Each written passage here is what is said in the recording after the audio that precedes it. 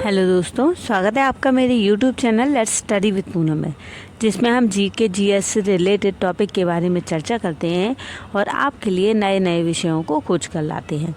आज हम बात करने वाले हैं सिंधु जल समझौता के बारे में। तो चलिए वीडियो को शुरू करते हैं। सिंधु जल संधि नदियों के जल के वितरण के लिए भारत और पाकिस्तान के बीच हुई एक संधि है। इस संधि में विश्व बैंक ने मध्यस्थता की थी। इस संधि पर कराची में 19 सितंबर 1960 को भारत के प्रधानमंत्री जवाहरलाल नेहरू और पाकिस्तान के राष्ट्रपति अयूब खान ने हस्ताक्षर किए थे। इस समझौते के अनुसार 3 पूर्वी नदियां व्यास, रावी और सतलुज का नियंत्रण भारत को और 3 पश्चिमी नदियां सिंध, चिनाब और झेलम का नियंत्रण पाकिस्तान को दिया गया। हालांकि अधिक विवादास्पद वे प्रावधान थे जिनके अनुसार जल का वितरण किस प्रकार किया जाएगा यह निश्चित होना था, क्योंकि पाकिस्तान के नियंत्रण वाली नदियों का प्रवाह पहले भारत से होकर आता है। संधि के अनुसार भारत को उनका उपयोग सिंचाई, परिवहन और बिजली उत्पादन हेतु करने की अनुमति है। इस दौरान इन नदियों पर भारत द्वारा परियोजनाओं के निर्माण के लिए सटीक नियम निश्चित किए गए हैं।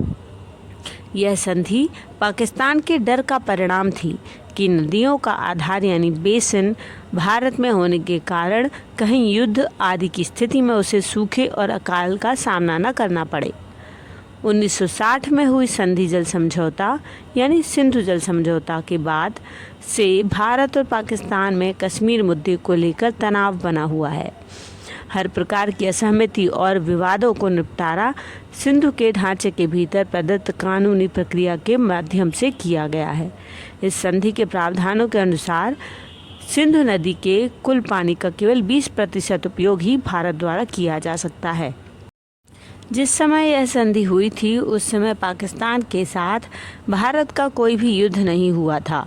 उस समय परिस्थितियां बिल्कुल सामान्य थीं, पर 1965 में पाकिस्तान लगातार भारत के साथ हिंसा के विकल्प तलाशने लगा, जिसमें 1965 में दोनों देशों में युद्ध हुआ और पाकिस्तान को इस लड़ाई में हार का सामना करना पड़ा।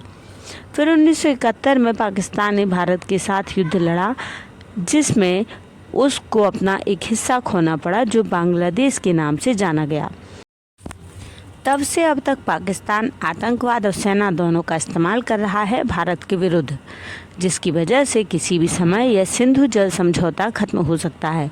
जिस प्रकार यह नदियां भारत का हिस्सा है, वो स्वाभाविक रूप से भारत इन समझौते को तोड़कर पूरे पानी का इस्तेमाल सिंचाई, विद्युत बनाने और जल संचय करने के लिए कर सकता है। नदियों के सिंधु प्रणाली का पानी मुख्य रूप से तिब्बत और अफगानिस्तान और जम्मू और कश्मीर, हिमाचल प्रदेश और हिमाचल के पहाड़ों से शुरू होता है।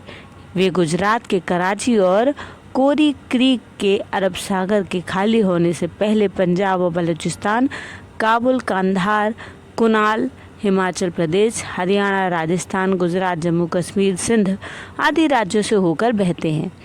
जहां एक बार इन नदियों के साथ सिंचित भूमि की केवल एक संकीर्ण पट्टी थी, पिछली सदी के घटनाक्रम ने नहर और भंडारण सुविधा का एक बड़ा नेटवर्क तैयार किया है, जो 2009 तक अकेले पाकिस्तान में 47 मिलियन एकड़ से अधिक पानी प्रदान करते हैं और किसी एक नदी प्रणाली का सबसे बड़ा सिंचित क्षेत्र है।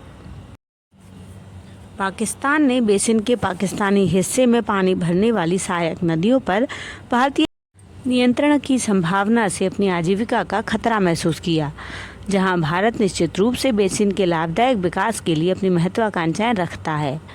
पाकिस्तान ने अपनी खेती योग्य भूमि के लिए पानी के मुख्य स्रोत पर संघर्ष के तीव्र खतरा महसूस किया है।